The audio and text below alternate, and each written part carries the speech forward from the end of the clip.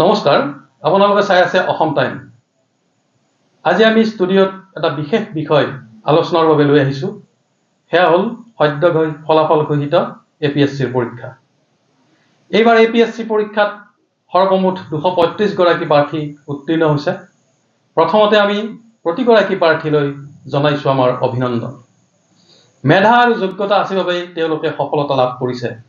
অতি সোনকালেই এই মেধাৱী প্ৰাৰ্থীসকলে চৰকাৰৰ বিভিন্ন উচ্চ পদত নিযুক্তি লাভ কৰিব। লগে লগে আৰম্ভ হ'ব তেওঁলোকৰ বাবে আন এক কঠিন পৰীক্ষা। এই পৰীক্ষাহে আচল পৰীক্ষা। এই পৰীক্ষা ব্যক্তিত্বৰ পৰীক্ষা। এই পৰীক্ষাহে হ'ব অতি কঠিন পৰীক্ষা।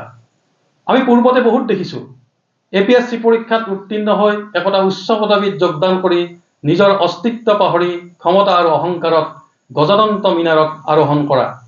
সমস্যাৰে ভাৰাক্ৰান্ত সাধাৰণ জনতাৰ লগত দুআষাৰ কথা পাতিলে নিজে সৰু হৈ যাব বুলি ভবা বিষয়াৰ অভাৱ নাই এইখন সমাজত।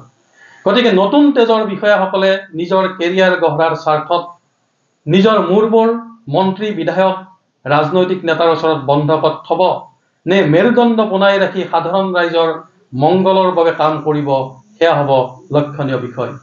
পাৰিবনে তেওঁলোকে অনৈতিক ৰাজনৈতিক হস্তক্ষেপক বাধা দিব পৰা ব্যক্তিত্ব গঢ়িবলৈ? সহজলভ্য ধন আহৰণ কৰি সম্পত্তিৰ পাহাৰ গঢ়াৰ মানসিকতা পৰিত্যাগ কৰিব পাৰিবনে তেওঁলোকে? গতিকে বাছনি পৰীক্ষাত নিৰ্বাচিত হোৱা বাবেই আমি তেওঁলোকক মহান সজাব বিচৰা নাই। কাৰণ এই মেধাৱী যুৱক যুৱতীসকলৰ গুণ গৰিমা আৰু মেধাৰ গুণানুকীৰ্তন কৰাৰ লগতে তেওঁলোকৰ চাকৰি জীৱনতো নজৰ দিয়াৰ প্ৰয়োজন আছে সমাজত। ঘৰত আনন্দ আৰু সম্পৰ্কৰ চমক বজাই ৰাখিবলৈ জৰুৰী হৈছে সকলো আনন্দময় মুহূৰ্তত মৰমৰ উপহাৰ দিয়াটো। সেইবাবে মধুশ্ৰী জুৱেলাৰ্ছে আনিছে সকলো ৰঙীন ক্ষণৰ বাবে বিশেষ গহনা। হীৰাৰে হওক, সোণৰে হওক বা ৰূপৰে হওক, শ্ৰেষ্ঠ ডিজাইনছ আৰু হলমাৰ্কযুক্ত গহনাই ৰাখে সম্পৰ্কক নিখুঁত। তেনেহ'লে আজিয়ে আনক আনন্দ মধুশ্ৰী জুৱেলাৰ্ছৰ সৈতে।